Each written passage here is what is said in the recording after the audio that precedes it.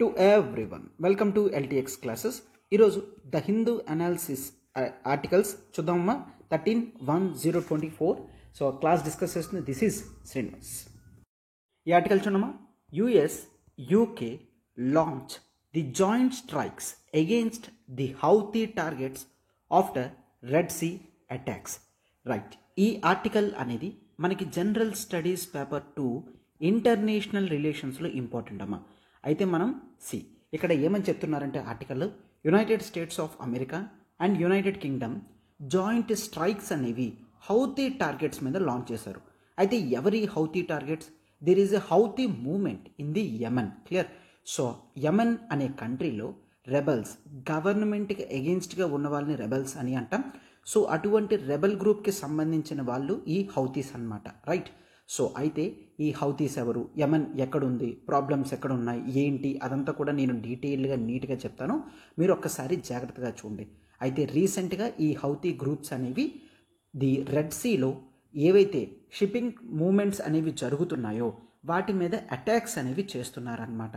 So continuous attacks చేస్తే global economy, transportation, వీటికి చాలా ప్రాబ్లమ్స్ అనేవి వస్తాయి.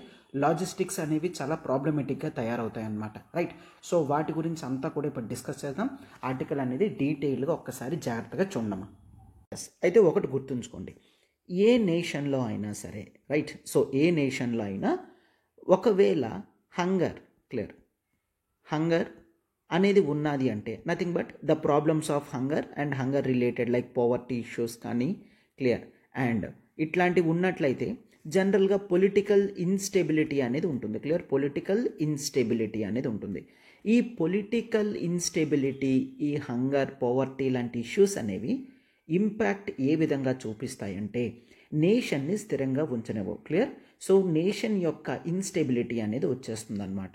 సో అది ఏ విధంగా మేనిఫెస్టేషన్ అవుతుందంటే in the form of civil war. ఓకేనా. అయితే ఇక్కడ నేనేం చెప్పాలనుకుంటున్నానంటే సివిల్ వార్ అనేది జనరల్గా ఒక నేషన్ ఎప్పుడైతే ఇంటర్నల్ ప్రాబ్లమ్స్, కాన్ఫ్లిక్ట్స్లో ఉంటుందో అప్పుడు ప్రజల మధ్యలో ప్రజలకే వేర్పాటువాదం అనేది వస్తుందన్నమాట. సో క్లాషెస్ అనేవి విత్ ఇన్ ద కంట్రీలో స్టార్ట్ అవుతాయి. అది మొత్తం నేషన్ అంతా కూడా స్ప్రెడ్ అయ్యి ఓవరాల్ నేషన్ యొక్క స్టెబిలిటీని క్వశ్చన్ చేస్తుందన్నమాట. Clear. So this is what happening in the Yemen right now. Clear. So Yemen అనేది ఒక అరబ్ నేషన్. క్లియర్. సో ఒకవేళ మీరు యెమెన్ అనేది చూసుకున్నట్లయితే అరబ్ కంట్రీస్, ఒక బాక్స్ లాగా గీస్తున్నాను just to make you understand. Clear. ఇక్కడ సౌదీ అరేబియా అనేది ఉంటే మనకి ఇక్కడ యెమెన్ అనేది ఉంటుందన్నమాట. క్లియర్. అండ్ ఈ పైన ఒమన్. క్లియర్. రైట్. సో ఇది మీరు అర్థం చేసుకోగలరు. సో ఈ యెమెన్ అనే నేషన్ మీరు ఒక్కసారి చూసుకున్నట్లయితే ఇక్కడ జనరల్గా అరబ్ నేషన్స్ అన్నీ కూడా మీకు అంతా కూడా క్లియర్గా అర్థమవుతుంది. జాగ్రత్తగా చూడండి. అరబ్ నేషన్స్ అన్నిటికీ కూడా ఒక సుప్రీం లీడర్ కింద సౌదీ నేషన్ అనేది ఉంటుందన్నమాట. క్లియర్. సౌదీ ఈ ఓవరాల్ ఈ అరబ్ ల్యాండ్ అంతటిని కూడా ఇండైరెక్ట్గా కంట్రోల్ చేస్తుంది అనమాట. అయితే ఈ అరబ్ ల్యాండ్ జియో పాలిటిక్స్ అంతా కూడా సౌదీ ఇంట్రెస్ట్తో నడుస్తుంది. అంటే ఏం చెప్తున్నారు సార్? నేనేం చెప్తున్నానంటే మొత్తం సౌదీ రీజియన్లో యూనిటీ అంతా కూడా, అరబ్ రీజియన్లో యూనిటీ అంతా కూడా సౌదీ అరేబియా తీసుకొస్తుంది. సౌదీ అరేబియా తన పవర్ని రెస్పెక్టివ్ కంట్రీస్లో స్ప్రెడ్ చేయాలి అని చూస్తుందన్నమాట. క్లియర్. అది గుర్తుంచుకోండి. ఎక్కడైనా సరే, ఫర్ ఎగ్జాంపుల్ ఇప్పుడు మీరు యూరోప్ తీసుకున్నారంటే బ్రిటన్ కానీ, ఫ్రాన్స్ కానీ, జర్మనీ కానీ వాళ్ళ పవర్ని చూపించాలి అని అనుకుంటారు. అమెరికాలో మొత్తం అమెరికా చూపించాలనుకుంటుంది. ఏషియాలో చైనా చూపించాలనుకుంటుంది. అండ్ యూరోప్ అండ్ మనం the northern part of Asia, that is Russian side అట్లా చూసుకున్నట్లయితే eastern part of Europe and Russia మొత్తం కూడా రష్యా తన యొక్క పవర్ అనేది, ఇన్ఫ్లుయెన్స్ అనేది చూపించాలనుకుంటుంది. రైట్. సో గ్లోబల్ లెవెల్లో, ఇంటర్నేషనల్ లెవెల్లో ప్రతి కంట్రీ కూడా తన పవర్ని స్ప్రెడ్ చేయాలి అని అనుకుంటుంది. Right. Yes, this is fine. ఇది గుర్తుంచుకోండి. అయితే ప్రతి నేషన్ కూడా ఎక్కడైనా ప్రాబ్లమ్స్ వస్తే ఆ కంట్రీలో పవర్ అనేది చూపించడానికి వాళ్ళు జనరల్గా ఏం చేస్తారంటే ఇంటర్నల్గా కాన్ఫ్లిక్ట్స్ అనేవి రేస్ చేస్తారు. క్లియర్. ఇంటర్నల్గా కాన్ఫ్లిక్ట్స్ అనేవి రేస్ చేస్తారు. అయితే ఇక్కడ కేవలం సౌదీ అరేబియా గురించి మాత్రమే కాదు, the main problem goes with the Iran also. Clear. So the issue అనేది Iran versus Saudi. Clear. Iran versus Saudi. So దీనికి one of the important reasons ఏంటంటే టూ నేషన్స్ కూడా ఇస్లామిక్ కంట్రీస్ అయినప్పటికీ కూడా Arab land అంతా కూడా Saudi చేతుల్లో ఉందన్నమాట. ఇఫ్ యూ టేక్ ఇరాన్లో మనం ది షియా గ్రూప్ అనేది చూస్తాం. క్లియర్. ఇస్లామిక్లో 2 గ్రూప్స్ అనేవి ఉన్నాయి, Shia and Sunni. Clear. Shia and Sunni, ఈ 2 గ్రూప్స్ అనేవి if you take Iran majority వాళ్ళు షియా గ్రూప్కి సంబంధించిన వాళ్ళు, సౌదీ అందరూ కూడా సున్నీ గ్రూప్కి సంబంధించిన వాళ్ళు అనమాట. అయితే ఈ క్లాష్ అంతా కూడా దో రిలీజియస్ ఇన్ఫ్లుయెన్స్ గురించి అయినప్పటికీ కూడా ఈ 2 నేషన్స్ కూడా వాళ్ళ పవర్ని కూడా ఇన్ఫ్లుయెన్స్ చేయాలి వేరే కంట్రీలో అని అనుకుంటున్నారు. రైట్. అయితే ఇదే టైంలో యెమెన్లో రిసోర్సెస్ అనేవి లేకపోవడం వలన పవర్టీ అనేది బాగా స్ప్రెడ్ అయ్యి హంగర్ అనేది బాగా విస్తరించి పొలిటికల్ ఇన్స్టెబిలిటీ లాంటి కండిషన్ కూడా వచ్చిందనమాట. సో ఓవరాల్గా అక్కడ ఏమైంది, సివిల్ వార్ అనేది స్టార్ట్ అవ్వడం జరిగింది. Clear. So that is in 2014లో the northern part of Yemen. గుర్తుంచుకోండి, ఇప్పుడు ఈ బాక్స్ అంతా యెమెన్ అనుకోండి. క్లియర్. ఈ బాక్స్ అంతా యెమెన్ అనుకుంటే the northern part of Yemen అంతా కూడా డామినెంట్గా హౌతీ ట్రైబ్ అనేది ఉందమ్మా. క్లియర్. Houthi tribe. క్లియర్. ఈ హౌతీ ట్రైబ్ వాళ్ళని వీళ్ళందరూ కూడా వీళ్ళకి చాలా ప్రాబ్లమ్స్ అనేవి ఉన్నాయి. సో ఎట్టి పరిస్థితుల్లో కంట్రీని కంట్రోల్లోకి తెచ్చుకోవాలి అని అనుకున్నారు. సో సివిల్ వార్ని స్టార్ట్ చేయడం జరిగింది. సో ఈ గ్రూప్ని హౌతీ రెబల్స్గా మనం పిలుస్తాం. ఏమని పిలుస్తాం? హౌతీ రెబల్స్ కింద పిలుస్తాం అన్నమాట. సో క్యాపిటల్ అనేది ఇక్కడ ఉంటే క్యాపిటల్ని వీళ్ళు కంట్రోల్ చేయాలి అని అనుకున్నారు. సో టువర్డ్స్ క్యాపిటల్ సపోర్ట్ వాళ్ళు వెళ్ళడం జరిగిందనమాట. క్లియర్. సో క్యాపిటల్ అనేది కంట్రోల్లోకి వచ్చిందంటే మొత్తం కంట్రీ అంతా కూడా వాళ్ళ కంట్రోల్లోనే ఉన్నట్టు. ఈ హౌతీ రెబల్స్కి కావాల్సిన ఎక్స్టర్నల్ సపోర్ట్ అంతా కూడా ఇరాన్ చేస్తుంది అని అందరూ ఎక్స్పెక్ట్ చేస్తున్నారనమాట. క్లియర్. సో అందుకనే చాలాసార్లు మనం న్యూస్ పేపర్ ఆర్టికల్స్లో కూడా ఇరాన్ బ్యాక్డ్ హౌతీ రెబల్స్ అని చూస్తాం. అంటే ఏంటంటే వాళ్ళకి కావాల్సిన ఎకనామిక్ మెటీరియల్ రిసోర్సెస్ కానీ డిఫెన్స్ రిలేటెడ్ రిసోర్సెస్ కానీ ప్రతిదీ కూడా ఇరాన్ సప్లై చేస్తుంది అని మనం ఎక్స్పెక్ట్ చేస్తున్నాం అన్నమాట. రైట్. ఎస్. సో ఈ హౌతీ రెబల్స్ వాళ్ళు మొత్తం కంట్రీ అంతటిని కూడా కంట్రోల్లోకి తెచ్చుకోవాలనుకున్నారు. అయితే చూడండి, సౌదీ అరేబియా పక్కనే కదా యెమెన్ ఉంది. తన పక్క కంట్రీలోనే ఇంత పొలిటికల్ ఇన్స్టెబిలిటీ, సివిల్ వార్ అనేది ఉంది అంటే ఏ కంట్రీ అయినా సరే భయపడుతుంది. అమ్మో మళ్ళీ నా కంట్రీ మీద కూడా ఆ ప్రభావం పడుతుంది అని. సో ఇఫ్ యూ టేక్ 1971లో కూడా one of the main reasons why India supported Bangladesh liberation అంటే బంగ్లాదేశ్ నుంచి చాలామంది వలస ఇండియాకు వస్తున్నారు.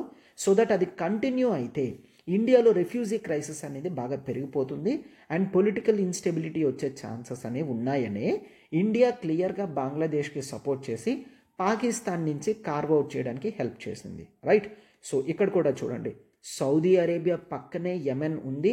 అటువంటి కంట్రీలో ఇక్కడ రెబల్స్ సివిల్ వార్ చేస్తున్నారంటే ఆర్డినరీ సిటిజన్స్ రిఫ్యూజీస్కి పక్క కంట్రీస్కి వెళ్ళే ఛాన్సెస్ అనేవి ఉన్నాయన్నమాట. సో ఇట్లా జరగకూడదు అండ్ తన పక్కన ఇరాన్ ఇన్ఫ్లుయెన్స్ అనేది ఉండకూడదు అన్న ఉద్దేశంతో సౌదీ అరేబియా ఇక్కడ హౌతీ ట్రైబల్స్, ఈ హౌతీ ట్రైబ్ ఉన్నారు కదా, వీళ్ళు గవర్నమెంట్కి అగెయిన్స్ట్గా రెబెల్గా ఉన్నారు కదా. సో ఇప్పుడు సౌదీ అరేబియా ఈ గవర్నమెంట్కి సపోర్ట్ చేస్తుంది. సౌత్లో ఉన్న కొంతమంది మిలీషియా గ్రూప్స్తో కలిపి ఈ హౌతీ రెబెల్స్కి అగెయిన్స్ట్గా వార్ అనేది చేస్తుంది. ఎప్పటి నుంచి అమ్మా? 2014 నుంచి కూడా వార్ అనేది చేస్తుంది అనమాట. క్లియర్. అండ్ ఇప్పటికీ అంటే ఇన్ ద సెన్స్ 2022లో క్లియర్ లాస్ట్ ఇయర్ అనమాట 2022 వరకు కూడా కంటిన్యూస్గా ఈ హౌతీ రెబెల్స్ అండ్ ఈ సౌత్లో ఉన్న కొంతమంది militia groups under the support of Saudi Arabia కాన్స్టాంట్గా వార్లోనే ఉన్నారు. సంక్రాంతి సెలబ్రేషన్స్ ఆఫర్స్ అనేవి చూడండి. యూపీఎస్సీ ఇన్ఫినిటీ ఆన్లైన్ కోర్సెస్ అనేవి కొత్త బ్యాచ్ అనేది స్టార్ట్ అయింది. సో న్యూ బ్యాచ్ మొత్తం మనకి general studies and CSAT, NCERT foundation, current affairs, films test series, mains answer writing and free access to the other state exams అన్ని APPSC, TSPSC, RBI, IBS అన్ని క్లాసెస్కి మీకు unlimited accessibility అనేది దొరుకుతుందమ్మా. Complete online classes మీకు. So ఈ offer 60,000ది కేవలం 48,000కే మనం ఇప్పుడు ఇవ్వడం అనేది జరుగుతుంది. రైట్. మీ కోర్సెస్ అనేవి లైఫ్ టైం వ్యాలిడిటీ అనేది ఉంటుందమ్మా. అయితే ఫీజ్ వ్యాలిడిటీ వచ్చేసరికి కేవలం 15th January వరకు మాత్రమే. రైట్. మీకు ఏ డౌట్ ఉన్నా సరే ఈ నెంబర్కి మీరు కాల్ చేయగలరు 7893899553. సో ఇంతవరకు బ్యాక్గ్రౌండ్ అనేది చూసారు కదమ్మా. అయితే సార్ ఇప్పుడు ఏం జరిగింది అంటే లాస్ట్ 15-20 డేస్లో చూసుకున్నట్లయితే mostly for example there is one ship that is the Chem Pluto. ఈ కెంప్లూటో అనేది ఎక్కడికి వస్తుంది? మ్యాంగ్లూర్ పోర్ట్కి. క్లియర్. సో గుజరాత్ పోర్బందర్ దగ్గరలో ఉన్నప్పుడు దీని మీద అటాక్ అనేది చేయడం జరిగిందనమాట. రైట్. సో ఇప్పుడు మనకి క్లియర్. అండ్ ఇది మాత్రమే కాదు, అండ్ రీసెంట్గా 3 days బ్యాక్ కూడా there is one ship that is called the Saibaba. ఈ సాయిబాబా షిప్ మీద కూడా అటాక్ అనేది చేయడం జరిగింది. అయితే ఈ అటాక్స్ అనేవి the exclusive economic zone of India దాటి జరిగింది. ఏదైనప్పటికీ కూడా ఆ స్పేసెస్ అనేవి ఇంటర్నేషనల్ వాటర్స్. ఇంపార్టెన్స్ ఎందుకు అనేది మీకు అర్థమవుతుంది. రైట్. ఆ స్పేసెస్ అనేవి ఇంటర్నేషనల్ వాటర్స్ అంటే ఏంటి సార్? ఇంటర్నేషనల్ వాటర్స్ అంటే రెస్పెక్టివ్ కంట్రీస్ అక్కడ ఏవైతే ఉన్నాయో ఆ కంట్రీస్ యొక్క మొత్తం సోవర్నిటీ ఏరియా దాటిన తరువాత వచ్చే వాటర్స్ని ఇంటర్నేషనల్ వాటర్స్ అని అంటాం. ఈ ఇంటర్నేషనల్ వాటర్స్ అనేవి ఏ కంట్రీ అయినా సరే ఫ్రీగా ట్రాన్స్పోర్టేషన్ పర్పస్కి, clear, transportation and study education పర్పస్కి ఎవరైనా సరే ఎవరి పర్మిషన్ కూడా లేకుండా వెళ్ళొచ్చు అనమాట. It actually tries for the free and fair form of transportation. Clear. The maritime trade అనేది ఇంప్రూవ్మెంట్ గురించి ఇంటర్నేషనల్ వాటర్స్ అనేవి చాలా ఇంపార్టెంట్. ఇట్లా అటాక్స్ జరుగుతున్నాయి అంటే ఇంటర్నేషనల్ వాటర్స్ని ఎవరూ కూడా యూజ్ చేయరు. ట్రాన్స్పోర్టేషన్ ఎవరూ కూడా ఈ ఏరియాస్ నుంచి తీసుకొని వెళ్ళాలి అనుకోరు. సో దీనివల్ల ప్రాబ్లం అవుతుందన్నమాట సార్. అయితే ఈ హౌతీ అటాకర్స్కి ఇప్పుడు దీనికి సంబంధం ఏముంది అంటే, సో లెట్స్ ఒకసారి మ్యాప్ అనేది చూడండి. లెట్స్ టేక్ రఫ్గా ఇది ఆఫ్రికా అనుకోండి. Right. So this is Africa అని అనుకోండి. రైట్. సో ఇక్కడ మనకి ఈ రెడ్ కలర్ మార్కింగ్ అనేది చేస్తున్నాను కదా. So let's assume this as the Red సీగా చూడండి. Okay, this as the Red Sea అని అనుకోండి. రైట్. అయితే మనకి ఎంఎన్ అనేది ఇక్కడ మనం చూస్తాం. Right. So this is the MN. Clear. Right. అయితే ఇప్పుడు ఈ మ్యాపింగ్ అంతా సరిపోతుంది కదమ్మా. సో ఒకసారి చూడండి, ఇట్లా రఫ్గా సరే మనం ఎగ్జామ్లో వేయడం అనేది మోస్ట్ ఇంపార్టెంట్ అనమాట. రైట్. అయితే జనరల్గా ట్రేడ్ రూట్ అనేది దగ్గరగా ఎట్లా చూస్తాం? ఏషియాకి యూరోప్కి కూడా దగ్గర రూట్గా దీన్ని కన్సిడర్ చేస్తామన్నమాట. క్లియర్. ఈ రెడ్ సీ మీద నుంచి ఇట్లాగా వెళ్ళడం అనేది జరుగుతుంది. ఇప్పుడు ఎక్కడైతే ఇక్కడ ఉన్న షిప్స్ మీద టార్గెటెడ్ అటాక్స్ అనేవి జరుగుతున్నాయో షిప్పింగ్ లేన్ని చాలా వరకు కూడా ఈ ఇండస్ట్రీస్ వాళ్ళు క్యాన్సిల్ చేస్తారు. ఎందుకు? జనరల్గా ట్రాన్స్పోర్టేషన్ చేసేది వాళ్ళకి కొంత ప్రాఫిట్స్ వస్తాయని. ఇప్పుడు ఈ హౌతీ రెబల్స్ అటాక్స్ కానీ అండ్ ఇక్కడ సొమాలియా, క్లియర్, సొమాలియా కంట్రీ దగ్గర నుంచి కొంతమంది అటాకర్స్ కానీ పైరసీ అటాకర్స్ కానీ ఈ షిప్స్ని అటాక్ చేయడం వలన సీ లేన్ యొక్క సెక్యూరిటీని థ్రెట్ చేస్తున్నారు. ఎప్పుడైతే సీ లేన్స్ సెక్యూరిటీ అనేది థ్రెట్ అవుతుందో నేషన్స్ చాలా వరకు కూడా ఈ ప్రైవేట్ ట్రాన్స్పోర్టేషన్ కదా మొత్తం అంతా ఉంటుంది. ఫర్ ఎగ్జాంపుల్ ఎక్స్పోర్ట్స్లో షిప్పింగ్ ఇండస్ట్రీ అంతా కూడా ప్రైవేట్ సెక్టరే చూసుకుంటుంది. సో వాళ్ళు ఇంట్రెస్ట్ చూపించరు. క్లియర్.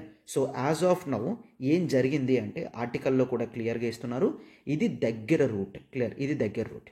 ఈ రూట్ కాకుండా ఇప్పుడు ఈ ఎక్స్ట్రా రూట్ అంతా తిరిగి వెళ్ళాల్సి వస్తుందన్నమాట. రైట్. సో దీని వలన టైం అనేది ఎక్కువ కన్జ్యూమ్ అవుతుంది. క్లియర్. టైం అనేది ఎక్కువ పడుతుంది. క్లియర్. అయితే టైం ఎక్కువ పడుతుంది అంటే ఇది ఆటోమేటిక్గా ప్రైసెస్ ఆఫ్ లాజిస్టిక్స్ అనేవి పెంచుతాయి. లాజిస్టిక్స్ ప్రైస్ పెరిగింది అంటే అందులో క్యారీ చేస్తున్న ప్రొడక్ట్స్ యొక్క ప్రైసెస్ కూడా పెరుగుతాయి.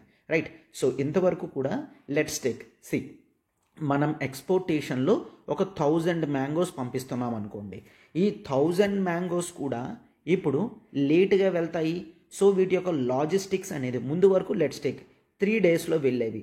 3 daysకి వెళ్తే డేకి ఒక 1000 రూపీస్ పే చేసేవాళ్ళు. ఇప్పుడు ఎక్స్ట్రా రూట్ తీసుకోవడం వల్ల మరొక 3 days ఎక్స్ట్రా పడుతుంది. ఈ ఎక్స్ట్రా 3 days కూడా ఎక్స్ట్రా 3000 అనేది పే చేయాలి. అయితే కంపెనీ ఎందుకు బేర్ చేసుకుంటుంది? ఎవరైతే కొనుక్కుంటున్నారో వాళ్ళ మీద బర్డన్ పడుతుంది. సో ఈ విధంగా లాంగ్ డిస్టెన్సెస్ అయ్యి ప్రైసెస్ అనేవి పెరిగితే ప్రొడక్ట్ ప్రైసెస్ కూడా పెరుగుతాయి. ప్రొడక్ట్ ప్రైసెస్ అనేవి పెరిగాయి అంటే డిమాండ్ అనేది తగ్గుతుంది.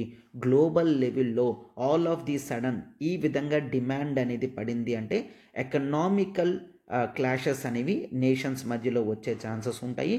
గ్లోబల్ లెవెల్లో కూడా ఎకనామిక్ ఎమర్జెన్సీ సిచ్యువేషన్ వచ్చే ఛాన్సెస్ అనేవి ఉంటాయన్నమాట. రైట్. సో అందుకనే ఆర్టికల్లో ఆథర్స్ క్లియర్గా చెప్తున్నారనమాట. ఏంటి, ఈ గ్లోబల్ ట్రేడ్లో ఈ రెడ్ సీ యొక్క ఇంపార్టెన్స్ అనేది చాలా ఉంది. దాదాపుగా దే ఆర్ టెల్లింగ్ గ్లోబ్ అంతటి ట్రేడ్లో రెడ్ సీ నుంచి 12% of trade clear. So 12% of trade అనేది రెడ్ సీ మీద నుంచి వెళ్తుంది. Billions of dollars of goods అనేవి దీని మీద నుంచి వెళ్తున్నాయి.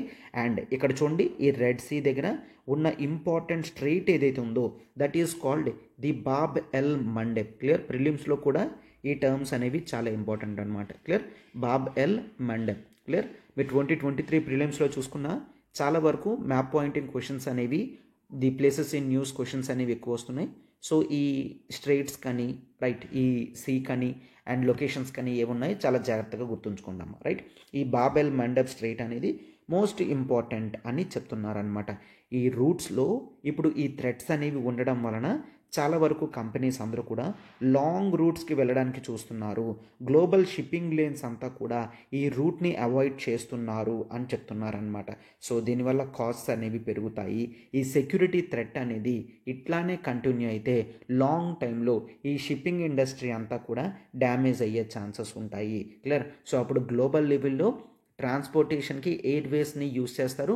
అవి టూ కాస్ట్లీ కాబట్టి ఇంపోర్టింగ్ నేషన్స్ ఎవరైతే ఎక్కువగా ఉన్నారో వాళ్ళే ఎక్కువ ఎఫెక్ట్ అవుతారనమాట. రైట్. ఈవెన్ ఎక్స్పోర్టింగ్ నేషన్ కూడా ఇన్కమ్ అనేది ఆగిపోతుంది కాబట్టి వాళ్ళకు కూడా ప్రాబ్లమేటిక్గానే ఉంటుంది. రైట్. అయితే ఇప్పుడు బెస్ట్ సొల్యూషన్ ఏంటి సార్? బెస్ట్ సొల్యూషన్ వే ఫార్వర్డ్కి వచ్చేసరికి మనం ఏం చూస్తాము, ఈ నేషన్స్ యొక్క కోఆపరేషన్ అనేది చాలా ఇంపార్టెంట్ అనమాట. ఫర్ ఎగ్జాంపుల్ మెయిన్ హౌతీ రెబల్స్కి ఇరాన్ సపోర్ట్ చేస్తుంది అని అంటున్నాం కదా. సో ఇరాన్ని కన్సిడరేషన్లోకి తీసుకోవాలి. క్లియర్. అండ్ ఇక్కడంతా కూడా రెస్పాన్సిబుల్ నేషన్స్ అందరూ, అమెరికా కానీ, యూకే కానీ, ఫ్రాన్స్ కానీ, ఈజిప్ట్ కానీ, ఇట్లా సౌత్ ఆఫ్రికా కానీ, ప్రతి నేషన్ కూడా ఈ ఇండియన్ ఓషన్ అంతటినీ కూడా పైరసీ అటాక్స్ లేకుండా అండ్ ఇటువంటి థ్రెట్స్ అనేవి లేకుండా ఈ లేన్స్ అంతటినీ కూడా ప్రొటెక్షన్ చేయాలి. అంటే వీళ్ళందరూ కూడా maritime cooperation, right, maritime cooperation in the field of maritime security అనేది మనం చూస్తామన్నమాట. ఓకేనా. సో మ్యారిటైమ్ సెక్యూరిటీ అనేది చాలా ప్రైమ్ ఇంపార్టెంట్గా చూడడం అనేది జరుగుతుంది. Is this clear? రైట్. ఇట్లా హోలిస్టిక్గా మొత్తం ఓవరాల్గా మ్యారిటైమ్ సెక్యూరిటీ కానీ ఆస్పెక్ట్స్ అన్నింటిలో కూడా ప్రాపర్గా ఈ రెడ్ సీ కానీ, ఈ అరేబియన్ ఓషన్ కానీ, మొత్తం ఇండియన్ ఓషన్ అంతా కూడా సేఫ్టీగా ఉండాలి అన్న ఉద్దేశంతో ఇప్పుడు United States and UK led coalition వీళ్ళు ఈ హౌతీస్ని ఎట్లా అయినా న్యూట్రలైజ్ చేయాలి అన్న ఉద్దేశంతో ఈ విధంగా అటాక్స్ అనేవి చేయడం జరిగిందనమాట. Right. Hope this is completely clear to you.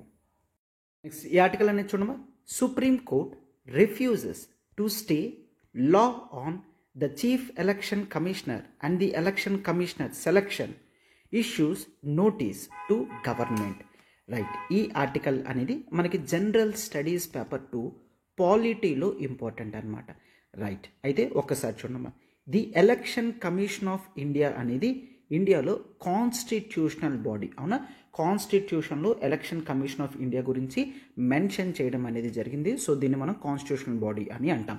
Right. అయితే ఈ కాన్స్టిట్యూషనల్ బాడీ అయిన ఈ బాడీని హెడ్ చేస్తుంది the chief election commissioners and the other election commissioners అని చూస్తాం. అయితే వీళ్ళ అపాయింట్మెంట్ అనేది ప్రాపర్గా కాన్స్టిట్యూషన్లో ఈ విధంగా జరగాలి అని రాయలేదు. పవర్స్ అనేవి పార్లమెంట్కి వదిలేయడం జరిగిందనమాట. రైట్. అయితే ఈ పవర్స్ అనేవి చాలా వేగ్గా ఉండడం వల్ల ఇంతవరకు కూడా నార్మల్గా జరిగేది. అసలు ఏం జరిగిందో నేను చెప్తాను, ఒకసారి చూడండి. రైట్. సో డెమోక్రసీ అనేది సక్సెస్ఫుల్గా కంప్లీట్ అవ్వాలి అంటే మోస్ట్ ఇంపార్టెంట్గా ఎలక్షన్స్ అనేవి చాలా ఫెయిర్గా జరగాలి. అవునా. ఎలక్షన్స్ అనేవి చాలా ఫెయిర్గా జరగాలి. అయితే ఎలక్షన్స్ అనేవి ఫెయిర్గా జరగాలి అంటే the election Commission of India అనేది ఫెయిర్గా ఒక ట్రాన్స్పరెంట్ బాడీ అయి ఉండాలి. అవునా. రైట్. అయితే ఈ బాడీలో హెడ్ చేస్తున్న ది చీఫ్ ఎలక్షన్ కమిషనర్ కానీ, ది ఎలక్షన్ కమిషనర్స్ కానీ ట్రాన్స్పరెంట్ ప్రాసెస్లో సెలెక్ట్ అయినప్పుడు మాత్రమే ప్రజలకు నమ్మకం వస్తుంది, వ్యవస్థ అనేది చాలా స్ట్రాంగ్గా తయారవుతుంది. అవునా? రైట్. అయితే దీని యొక్క అపాయింట్మెంట్ ప్రాసెస్ అనేది ఎక్కడా కూడా ప్రాపర్గా లేదు, అంతటి లెక్క కూడా చాలా వేగ్గా ఉందన్నమాట. రైట్. అయితే ఈ ఇష్యూని సుప్రీం కోర్టులో కొంతమంది కేసు వేశారనమాట. రైట్. సో డెమోక్రసీ అనేది చాలా ఇంపార్టెంట్ కదా. ఆ డెమోక్రసీని కాపాడుతున్న ది ఎలక్షన్ కమిషన్ ఆఫ్ ఇండియాలో మెంబర్సే ప్రాపర్గా సెలెక్ట్ అవ్వట్లేదు. సో సెలక్షన్ ప్రాసెస్ అనేది ప్రాపర్గా జరిగే విధంగా రండి అని చెప్పి సుప్రీంకోర్టులో కేసు వేయడం అనేది జరిగిందనమాట. అయితే సుప్రీంకోర్ట్ ఆఫ్ ఇండియా దీనికి తగ్గట్టుగా ఒక జడ్జ్మెంట్ అనేది రిలీజ్ చేయడం అనేది జరిగింది. ఏంటి?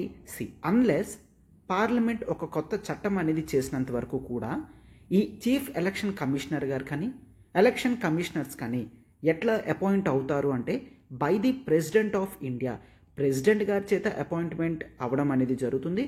బట్ సెలక్షన్ కమిటీ మాత్రం there could be the Prime Minister of India, Indian Prime Minister ఉంటారు, and the leader of opposition ఉంటారు. క్లియర్. లీడర్ ఆఫ్ అపోజిషన్ ఉంటారు and the Chief Justice of India ఉంటారు. Clear. So Chief Justice of India, Prime Minister and leader of opposition, so ముగ్గురు ఉండి ఈ selection committee name ఎవరినైతే refer చేస్తుందో president గారు వాళ్ళని ఎలక్ట్ చేయడం అనేది జరుగుతుంది. ఐ మీన్ సెలెక్ట్ చేయడం అనేది జరుగుతుంది అని సుప్రీం కోర్ట్ జడ్జిమెంట్ ఇవ్వడం జరిగిందనమాట.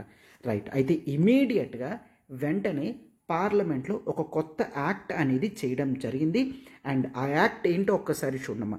That is the election commissioners the election commissioners appointment, conditions of service and term of office act 2023 అనే కొత్త చట్టాన్ని 2023లోనే తీసుకొని రావడం జరిగింది. రైట్. అయితే మరి ఇష్యూ ఏంటి సార్? ఇష్యూ ఏంటంటే రైట్, సో సుప్రీంకోర్టు జడ్జిమెంట్లో వన్ ఆఫ్ ది సెలక్షన్ కమిటీలో చీఫ్ జస్టిస్ ఆఫ్ ఇండియా ఉన్నారు. అవునా? బట్ ఈ 2023 ఎలక్షన్ కమిషనర్స్ యాక్ట్లో మాత్రం సెలక్షన్ కమిటీ చాలా డిఫరెంట్గా ఉంది. చాలా డిఫరెంట్గా అంటే ఎవరెవరు ఉన్నారు? That is the Prime Minister of India. Clear. So Prime Minister of India ఉంటారు and the leader of opposition ఉంటారు. రైట్. అండ్ థర్డ్ మెంబర్ కింద Supreme Court Chief Justice of India ఉండాలి అని జడ్జిమెంట్ ఇచ్చింది కదా. బట్ వీళ్ళు మాత్రం ఈ చట్టంలో ఎవరు ఉంటారంట? ఒక క్యాబినెట్ మినిస్టర్ ఉంటారు. Right. Here the cabinet minister ఉంటారు. ఈ cabinet minister is nominated by prime minister. So Prime minister చెప్తారు ఎవరో ఒక క్యాబినెట్ మినిస్టర్ ఇందులో ఉంటారు అని చెప్తారు. సో వాళ్ళు వచ్చి అటెండ్ అవుతారనమాట. సో ఈ 3 మెంబర్స్లో మెజారిటీ ఎవరినైతే సెలెక్ట్ చేస్తారో వాళ్ళే ప్రెసిడెంట్ చేతుల మీద ది చీఫ్ ఎలక్షన్ కమిషనర్స్ కానీ అవుతారనమాట. Are you getting? సో కొంతమంది ఇప్పుడు మళ్ళీ సుప్రీంకోర్టులో కేసు వేశారు. ఏంటి? మీరు జడ్జిమెంట్లో చీఫ్ జస్టిస్ ఆఫ్ ఇండియా ఉండాలి అని చెప్పారు కదా, బట్ ఈ యాక్ట్లో మాత్రం క్యాబినెట్ మినిస్టర్ ఉండడం జరిగింది. సో ఈ చట్టం అనేది మీరు ఇచ్చిన జడ్జిమెంట్కి ఎగెయిన్స్ట్గా ఉంది. సో మీరు దీన్ని ఎలా అయినా ఎగ్జిక్యూషన్ కాకుండా ఆపండి అని రిక్వెస్ట్ చేస్తూ సుప్రీంకోర్టులో కేసు వేయడం అనేది జరిగింది. బట్ సుప్రీంకోర్టు మాత్రం ఈ కేసుని ఈ కేస్ అనేది ఈ లా ఇంప్లిమెంటేషన్ అనేది మేము ఇప్పుడు ఆపలేము, ఎందుకంటే ఇదేం అన్కాన్స్టిట్యూషనల్ కాదు. అవునా? సో అన్కాన్స్టిట్యూషనల్ ఏం కాదు, మా జడ్జిమెంట్ అనేది చీఫ్ జస్టిస్ ఆఫ్ ఇండియా ఉండాలి అని పెట్టడం జరిగింది. But up to it is the end point ఎప్పుడైనా సరే పార్లమెంట్ ఒక చట్టం చేసి ఆ చట్టం అనేది అన్కాన్స్టిట్యూషనల్ కాకపోతే సుప్రీంకోర్టు అనేది ఎప్పటికీ జోక్యం చేసుకోకూడదు. ఎందుకు? సెపరేషన్ ఆఫ్ పవర్స్ ప్రకారం లెజిస్లేచర్, ఎగ్జిక్యూటివ్, జ్యుడిషియరీ అనే 3 సెపరేట్ బాడీస్ అనేవి ప్రాపర్గా వర్కౌట్ అవ్వాలి అంటే ఎవరు కూడా వేరే ఒక పవర్స్లోకి చొరపడకూడదు. క్లియర్. సో ఈవెన్ సుప్రీంకోర్టు కూడా అన్కాన్స్టిట్యూషనల్గా లేని ఇష్యూస్లో చొరవ చేసుకోవడం అనేది డెమోక్రసీకి మంచిది కాదు అన్న ఉద్దేశంతో ఈ లా ఇంప్లిమెంటేషన్ని మేము ఆపలేము. ఎందుకంటే ఈ చట్టం ఏదైతే చేయడం జరిగిందో that is the election commissioners appointment, conditions of service and term of office act 2023 ప్రకారం ఇక్కడ ఏది కూడా రాంగ్గా మెన్షన్ చేయలేదు అని చెప్పడం జరిగిందనమాట. రైట్. అయితే కేసు వేసిన వాళ్ళు మెయిన్ ఈ 2 sections, that is section 7 and section 8 గురించి మాట్లాడుతున్నారు. ఆ సెక్షన్స్ అనేవి డీటెయిల్గా చూద్దాం, ఒకసారి చూడమా. That is section 7 mandates the selection committee to consist of the Prime Minister, the Union Cabinet Minister and the leader of opposition or the leader of the largest opposition party in the Lok Sabha. చూడండి, ఒకవేళ ఎప్పుడైనా opposition party అనేది లేకపోతే leader of the largest opposition party ఎవరైతే ఉన్నారో వాళ్ళు ఈ కమిటీలో ఉంటారు అని చెప్పడం జరిగిందనమాట. సార్ ఎందుకు ఇలా సెపరేట్గా leader of opposition or leader of the largest opposition party అని ఇవ్వడం జరిగింది అంటే ఒక్కసారి చూడండి. Who is the leader of opposition? Leader of opposition అనేవాళ్ళు లోక్సభలో ఎవరు ఉంటారంటే ఏ పార్టీకి ఓవరాల్ 1/10 ఆఫ్ సీట్స్ అనేవి వస్తాయో. Clear?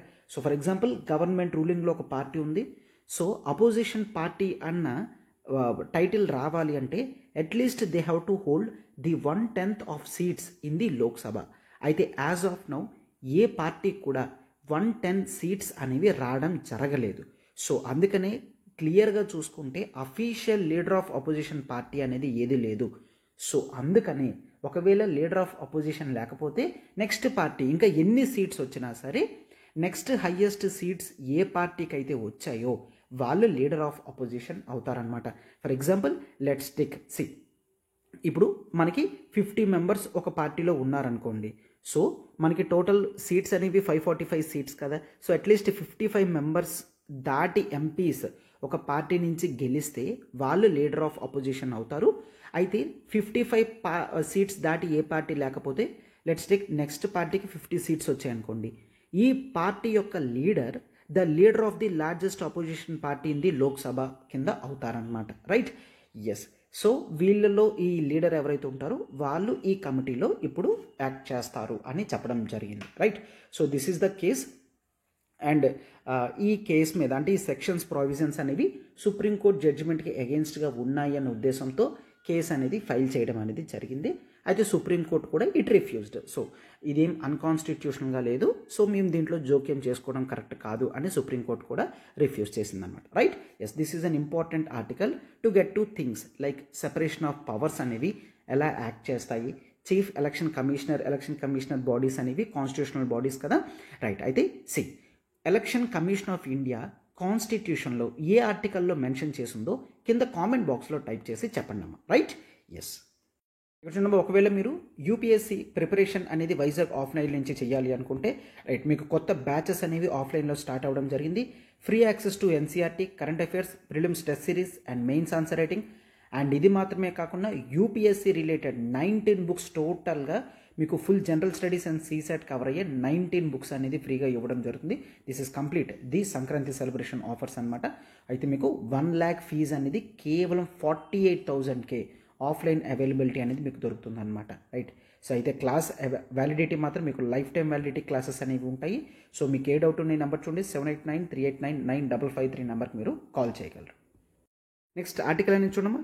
Prepare zone management plans soon, NGT tells the coastal states and union territories. Right, ఈ ఆర్టికల్ అనేది మనకి జనరల్ స్టడీస్ పేపర్ 3 ఎన్విరాన్మెంట్లో ఇంపార్టెంట్ ఆర్టికల్ అనమాట. రైట్? ఎస్. అయితే సి, ఇక్కడ ఎన్జిటి అని మెన్షన్ చేయడం జరిగింది. What is this body? NGT అనేది ఒక స్టాట్యూటరీ బాడీ, ఎన్జిటి యాక్ట్తో ఫార్మ్ అయిన బాడీ అనమాట. This is the National Green Tribunal. Clear? National Green Tribunal. అయితే సి, ఇంతవరకు కూడా ఎన్జిటి యాక్ట్తో ఎన్జిటి వచ్చినంత వరకు కూడా ఇండియాలో ఎన్విరాన్మెంటల్ రిలేటెడ్ కేసెస్ ఏమున్నా సరే సుప్రీంకోర్టు దగ్గరికి వెళ్ళేవి. అయితే సుప్రీంకోర్టు దగ్గర పెండెన్సీ ఆఫ్ కేసెస్ అనేవి చాలా ఎక్కువైపోయాయి. ప్రాపర్ జడ్జిమెంట్స్ అనేవి వచ్చేసరికి చాలా లేట్ అవుతుందన్నమాట. So the government felt that see, ఈ ఎన్విరాన్మెంటల్ రిలేటెడ్ కేసెస్ టేకప్ చేయడానికి మనకు ఒక సెపరేట్ జుడిషియల్ బాడీ లాగా ఉంటే బాగుంటుంది అన్న ఉద్దేశంతో ఎన్జిటి యాక్ట్తో నేషనల్ గ్రీన్ ట్రిబ్యునల్ అనే ఒక ట్రిబ్యునల్ని తీసుకొని రావడం జరిగింది. As of now environmental related cases ఏవొచ్చినా సరే ఎన్జిటికి రిఫర్ చేయడం అనేది జరుగుతుందన్నమాట. రైట్? అయితే ఒకటి గుర్తుంచుకోండి సార్, ఎన్జిటిలో ఒక జడ్జిమెంట్ వచ్చింది, అది మనకి ఆపోజిట్గా వచ్చిందంటే సుప్రీంకోర్టులో కేసు ఫైల్ చేయొచ్చా అంటే అఫ్ కోర్స్ ఎస్. మీరు ఎన్జిటిలో ఒక కేసు అనేది మీరు వేసిన తర్వాత ఎన్జిటిలో మీకు నచ్చినట్లుగా ఒకవేళ తీర్పు రాకపోతే మీరు ఎపీల్కి డైరెక్ట్గా మళ్ళీ సుప్రీంకోర్టుకి వెళ్ళచ్చు, రైట్? ఎస్. బట్ ఈ నేషనల్ గ్రీన్ ట్రిబ్యునల్ ఇచ్చే జడ్జిమెంట్ అనేది అది ఖచ్చితంగా పాటించాల్సిన అవసరం అనేది ఉంటుందన్నమాట, రైట్? ఎస్. అంటే ఈ బాడీకి ఇంపార్టెన్స్ అనేది ఉంది. అయితే ఇక్కడ ఏం చెప్తున్నారంటే రైట్, సి, ఇండియాలో కోస్టల్ స్టేట్స్ అనేవి ఉన్నాయి, అవునా? కోస్టల్ స్టేట్స్, తీర ప్రాంత రాష్ట్రాలు అనేవి ఉన్నాయి. అయితే ఈ కోస్టల్ స్టేట్స్కి సపరేట్ మేనేజ్మెంట్ అనేది కావాలన్నమాట. ఎందుకు సార్ మేనేజ్మెంట్ అంటే let's take, see, these are the coastal states. ఈ coastal states let's take tourism అనేది డెవలప్మెంట్ చేస్తాము అని చెప్పి మొత్తం కోస్టల్ ఏరియాస్లో ఉన్న శాండ్ మైనింగ్ చేసేసి ట్రీస్ అన్నీ కట్ చేసేసి కేవలం టూరిజం బెనిఫిట్స్ గురించి అని ఇట్లా చేస్తే అది ఎన్విరాన్మెంటల్ లాస్ అవుతుంది, అవునా కాదా? అయితే సి, వాటిని మెయింటైన్ చేస్తే ఏంటి సార్ బెనిఫిట్ అంటే ఒకసారి చూడండి. See, if you observe the West Bengal, ఇక్కడ వెస్ట్ బెంగాల్ ఉంది. అయితే వెస్ట్ బెంగాల్లో మనకి చాలా వరకు బార్డర్లో మ్యాంగ్రోవ్స్, క్లియర్, మ్యాంగ్రోవ్స్ అనేవి ఉన్నాయన్నమాట, రైట్? అయితే చాలాసార్లు వెస్ట్ బెంగాల్కి సైక్లోన్స్ ఏవైతే ఇట్లా హిట్ అవ్వడం అనేది జరిగిందో అంత ప్రాపర్టీ లాస్ కానీ హ్యూమన్ లాస్ కానీ జరగలేదు. ఎందుకు అంటే because of mangroves. Mangroves natural barriers కింద యాక్ట్ చేస్తాయి. అర్థమవుతుందమ్మా? ఎందుకు కోస్టల్ స్టేట్స్లో కోస్టల్ ఏరియాస్ని మనం ఎన్విరాన్మెంటల్ పరంగా సస్టైనబుల్ చేయాలి అంటే ఒకవేళ డిజాస్టర్స్ అనేవి సైక్లోన్స్ రూపంలో వచ్చినా, సునామీ రూపంలో వచ్చినా, క్రైసిస్ అనేది తగ్గాలి అంటే కోస్టల్ స్టేట్స్ యొక్క కోస్టల్ ఏరియాస్ని చాలా ఎన్విరాన్మెంటల్గా రెసిలియంట్ మనం చెయ్యాలన్నమాట, రైట్? సో ఎక్కువ ది రియల్ ఎస్టేట్ కానీ, ది మాఫియాస్ కానీ, ఆర్ ఎన్విరాన్మెంటల్ డిగ్రేడేషన్, డ్యామేజెస్ కానీ, పొల్యూషన్స్ కానీ జరగకూడదు అన్న ఉద్దేశంతో ఈ కోస్టల్ స్టేట్స్ కానీ కొన్ని యూనియన్ టెరిటరీస్కి the coastal zone management plan అనేది తీసుకొని రావడం జరిగింది. ఏమంటామమ్మా? Coastal zone management plan. And there is the island coastal regulation zone plan, clear? So CZMP, ICRZP ఈ 2 ప్లాన్స్ అనేవి తీసుకొని రావడం జరిగింది. ఎట్లా తీసుకొచ్చారు? There are the coastal regulation zone notification 2019లో ఒక నోటిఫికేషన్ అనేది ఇవ్వడం జరిగింది. ఈ 2019 నోటిఫికేషన్ ప్రకారం ఈ CZMP, that is the coastal zone management plan and the island coastal regulation zone plans అనేవి ప్రతి కోస్టల్ స్టేట్స్ కానీ అండ్ ఈ ఐలాండ్ యూనియన్ టెరిటరీస్ వీళ్ళు కూడా తీసుకొని రావాల్సి ఉంటుంది. సో ఈ ప్లాన్ అనేది దీంట్లో క్లియర్గా స్టేట్స్ ఇండివిజువల్గా ప్లాన్స్ తీసుకొని రావాలి. వాళ్ళ కోస్టల్ ఏరియాని ఎలా ప్రొటెక్ట్ చేస్తున్నారు, ఎన్విరాన్మెంటల్గా ఎలా రెసిలియంట్ చేస్తున్నారు, అండ్ ఎన్విరాన్మెంట్ రెసిలియంట్ చేస్తున్నప్పుడు ఆ కోస్టల్ ఏరియాస్లో ఉన్న ఫిషింగ్ కమ్యూనిటీస్ ఒకవేళ వాళ్ళకి లాసెస్ అనేవి ఏర్పడితే ఏ విధంగా ఆ లాసెస్ని కవర్ చేస్తున్నాము అన్నట్లుగా డీటెయిల్డ్ ప్లాన్స్ అనేవి తీసుకొని రావాలి. అయితే ఈ డీటెయిల్డ్ ప్లాన్స్ ఏవైతే ఉన్నాయో ఇవి మినిస్ట్రీ ఆఫ్ ఎన్విరాన్మెంట్ సెంట్రల్ మినిస్ట్రీకి ఇచ్చి వాళ్ళు రాటిఫికేషన్ అనేది చేసుకోవాలి అని చెప్తున్నారనమాట. అయితే ఇప్పుడు ఎన్జిటి ఏమని చెప్తుంది? అయితే మేము 2019లో రిక్వెస్ట్ చేసినప్పటికీ ఇప్పటికీ కేవలం 3 స్టేట్స్ లైక్ ఒడిషా, కర్ణాటక, మహారాష్ట్ర మాత్రమే ఈ కోస్టల్ జోన్ మేనేజ్మెంట్ ప్లాన్ అనేది ఇవ్వడం జరిగింది. ఇంకా మిగిలిన కోస్టల్ స్టేట్స్ అనేవి లైక్ ఏపీ కానీ, తమిళనాడు కానీ, కేరళ కానీ వీళ్ళు ఇంకా ప్రాపర్ జోన్ మేనేజ్మెంట్ ప్లాన్స్ అనేవి చేయలేదు. ఇలాగ నెగ్లెక్ట్ చేయడం వల్ల ఎన్విరాన్మెంటల్ లాస్ మాత్రమే కాకుండా అసెట్స్ అంటే ఇన్కమ్ కానీ ఇట్లాంటివి, పాపులేషన్ లాస్ కానీ ఇట్లాంటివి జరిగే ఛాన్సెస్ ఉన్నాయి. డిలే చెయ్యొద్దు అని చెప్పి ఈ వాళ్ళు ఇవ్వడం జరిగిందనమాట, రైట్? ఎస్. సో ఇంకా డిలే చేయొద్దు, స్పీడ్గా ఈ మేనేజ్మెంట్ ప్లాన్స్ అనేవి చేసి ఇవ్వండి అని చెప్తున్నారు, రైట్? ఎస్. అయితే సెంట్రల్ లెవెల్లో ఎన్విరాన్మెంట్ మినిస్ట్రీ కింద there is a special body that is the national coastal zonal management authority అనేది ఉందన్నమాట, right? National coastal zone management authority అనే బాడీ ఉంది. ఈ బాడీ ఓవరాల్గా కోస్టల్ జోన్ మేనేజ్మెంట్ అనేవి చూసుకుంటుంది అనమాట. రైట్, అంటే ఈ రెగ్యులేషన్స్ ప్రకారం స్టేట్స్ ప్రాపర్గా పాలసీస్ తీసుకొస్తున్నారా, ఇంప్లిమెంట్ చేస్తున్నారా, ఇంకేమైనా చేస్తే మొత్తం ఇండియా మొత్తానికి బెనిఫిట్ అవుతుందా అన్న ప్లాన్స్ అనేవి ఇది వేస్తుందన్నమాట. రైట్, అర్థమైంది కదమ్మా. జనరల్లీ ఈ ఆర్టికల్స్ని నెగ్లెక్ట్ చేస్తారు. ఇట్లా నెగ్లెక్ట్ చేయడం వల్ల ఈ కాన్సెప్ట్స్ అనేవి మీకు ఎప్పటికీ కూడా తెలియకన్నా పోతాయన్నమాట. రైట్, సో అందుకనే నేను స్ట్రెస్ఫుల్గా ఈ కాన్సెప్ట్స్ అనేవి చెప్పడం జరిగింది. మీకు ఎన్విరాన్మెంట్ బుక్లో కూడా క్లియర్, ఎన్విరాన్మెంట్ చదివేటప్పుడు కూడా మీకు ఈ కాన్సెప్ట్స్ అనేవి వస్తాయి. అక్కడ కూడా మీకు క్లారిటీగా అర్థం అవడానికి హెల్ప్ చేస్తుంది అనమాట. రైట్, అండ్ ఇటువంటి కోస్టల్ జోన్ మేనేజ్మెంట్ ప్లాన్స్ కానీ రెగ్యులేషన్స్ కానీ ఎక్కడున్నాయో తెలుసుకోవడం అనేది చాలా important.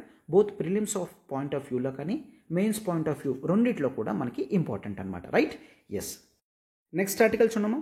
Science ministry team visits Hawaii to take stock of telescope project. Right, ఈ ఆర్టికల్ అనేది మనకి general studies paper 3 science and టెక్నాలజీలో important, and even general studies paper 1 అంటే ది టాపిక్ ఆఫ్ జాగ్రఫీలో కూడా మనకి ఇంపార్టెంట్ అమ్మా.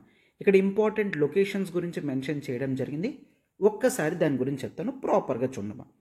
అయితే Indian ministry, that is science ministry వాళ్ళు హవాయికి వెళ్ళడం జరిగింది. Where is this Hawaii?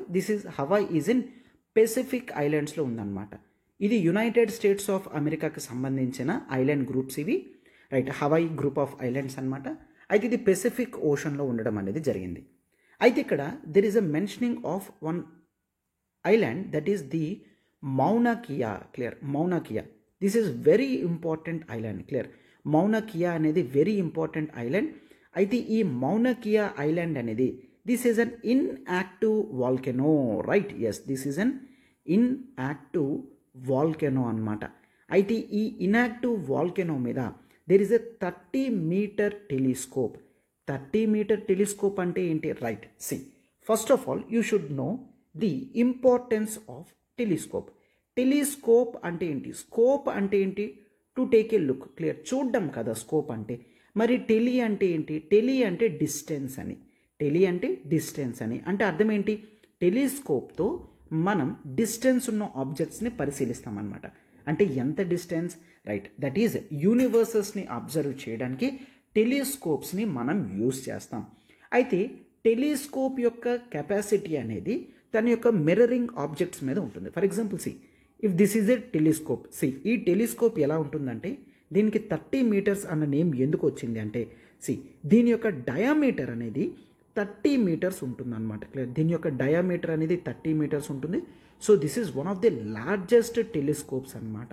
అయితే 30 మీటర్ డయామీటర్ ఉంది అంటే అది చాలా డిస్టెంట్ ఆబ్జెక్ట్స్ని కూడా పరిశీలించడానికి హెల్ప్ చేస్తుంది. అయితే ఈ 30 మీటర్ టెలిస్కోప్ ఏదైతే ఉందో దీని యొక్క ఛాలెంజెస్ని చదవడానికి మన department of science and technology under ministry of science and technology వాళ్ళు ఈ హవాయి ఐలాండ్స్కి, ఈ Mauna Kia inactive volcano ఐలాండ్స్కి visit చేయడం అనేది జరిగిందనమాట. రైట్, అయితే ఇదొక ఇన్ఫ్రారెడ్ టెలిస్కోప్ అనమాట. సో డీప్ స్పేస్ని అబ్జర్వ్ చేయడానికి హెల్ప్ చేస్తుంది. రైట్, అయితే ఈ 30 మీటర్ టెలిస్కోప్ అనేది ఏ ఒక్క కంట్రీ కూడా కన్స్ట్రక్షన్ చేసింది కాదు. It is a collaborative project of United States of America, Japan and China and Canada. Right, and India. So India కూడా ఉందా అంటే ఎస్, ఆఫ్ కోర్స్ ఇండియా కూడా దీంట్లో ఉంది. అయితే India is a major contributor. Right, worth nearly $200 million worth objects అనేవి అంటే related science related equipments అనేవి మనం ప్రొవైడ్ చేయడం అనేది జరిగింది.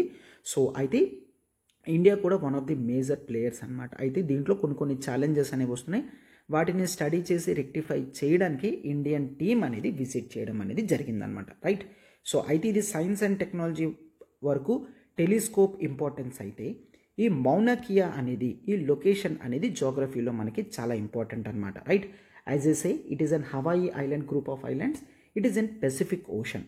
అయితే యూ కెన్ అబ్జర్వ్ పెసిఫిక్ ఓషన్లో there is a ring of fire. Clear, there is a ring of fire, Pacific ring of fire అని అంటాం.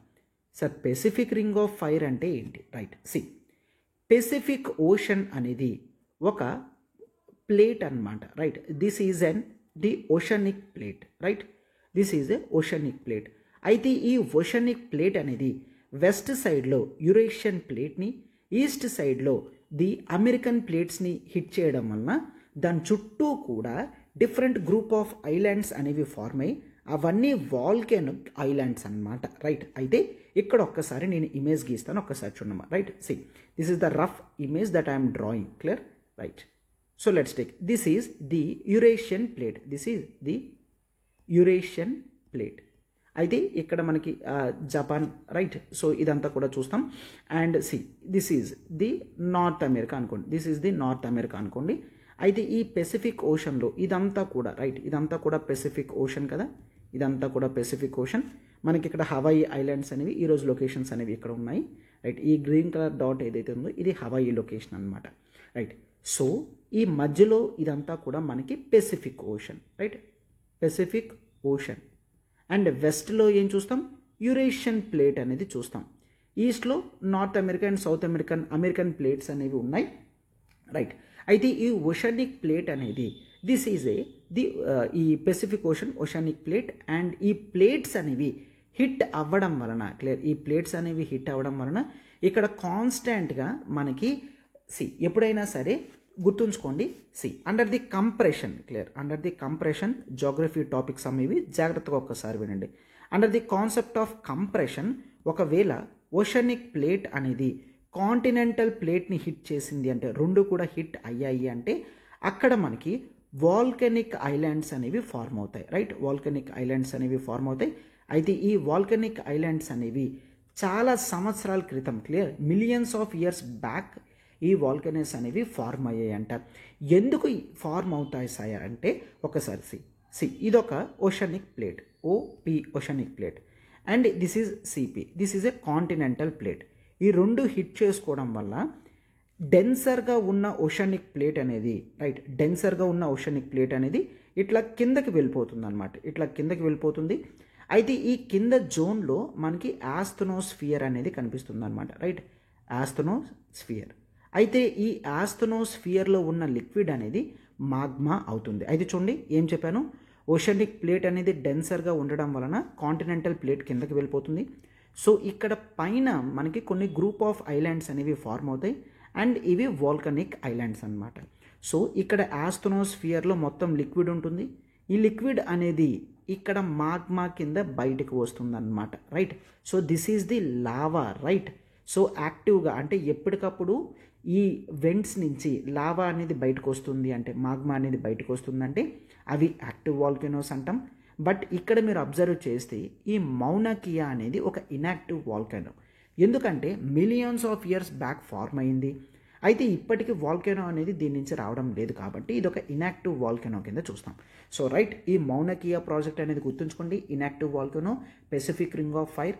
ఎందుకంటే ఈ ఐలాండ్ అనేది మనకి ఇప్పుడు న్యూస్లో ఉంది అంటే దీని రిలేటెడ్ క్వశ్చన్స్ ఒకవేళ ప్రిలిమ్స్లో అడిగితే ఈ విధంగా అడిగే ఛాన్సెస్ అనేవి ఉంటాయన్నమాట. Right, so Pacific ring of fire, A islands ఉండొచ్చు ఏంటి, ఆర్ ఈ హవాయి లొకేషన్ కానీ మ్యాచ్ ది క్వశ్చన్స్ అనేవి ఇవ్వచ్చు. ప్రీవియస్ ఇయర్స్ క్వశ్చన్స్లో కూడా మనకి చాలా వరకు ఇట్లాంటివి కవర్ చేయడం అనేది జరిగింది. Right, yes, this was an important article, అందుకే మనం ఇక్కడ కవర్ చేయడం అనేది జరిగిందనమాట. Right, yes. చూడమ్మా, ఆంథ్రోపాలజీ ఆప్షనల్ కొత్త బ్యాచెస్ అనేవి 22 జనవరి 2024 నుంచి స్టార్ట్ చేయడం అనేది జరుగుతుంది. అయితే కంప్లీట్గా క్లాసెస్ అనేవి నేనే తీసుకుంటానమ్మా. మీకు ప్రాపర్గా examination oriented the curated content ఉంటుంది. కంప్లీట్ నోట్స్ అనేది ఇవ్వడం జరుగుతుంది. That I can issuer 90% of questions అనేవి మన క్లాస్ నోట్స్ నుంచి మీకు క్వశ్చన్స్ అనేవి వస్తాయి. And you can watch also the video 2023 మనకి ఆంథ్రోపాలజీ ఎగ్జామినేషన్ అయిన తర్వాత ఏ క్వశ్చన్స్ అనేవి మన క్లాసెస్ నుంచి వచ్చాయని డీటెయిల్డ్ వీడియో కూడా చేయడం జరిగింది. You can also refer that video. Right, so live and recorded classes అనేవి మీకు కంప్లీట్గా కేవలం 22,500 రూపీస్కే లైఫ్ టైం వ్యాలిడిటీతో అవైలబుల్గా వస్తుందన్నమాట. అయితే ఈ వ్యాలిడిటీ అనేది 15th జనవరి వరకు మాత్రమే. సో ఇమీడియట్గా మీరు జాయిన్ అయినట్లయితే 22 జనవరి నుంచి మీరు కొత్త బ్యాచెస్ అనేవి వినగలరు. రైట్, సో చూడమ్మా, మీకు ఏ డౌట్ ఉన్న ఈ నెంబర్కి మీరు కాల్ చేయగలరు, 7893899553. ఒకవేళ మీరు నాతో మాట్లాడాలనుకున్న ఆప్షనల్ రిలేటెడ్ డౌట్స్ ఏమున్నా సరే మీరు ఈ నెంబర్కి కాల్ చేసి నాతో కాంటాక్ట్ అవ్వగలరు.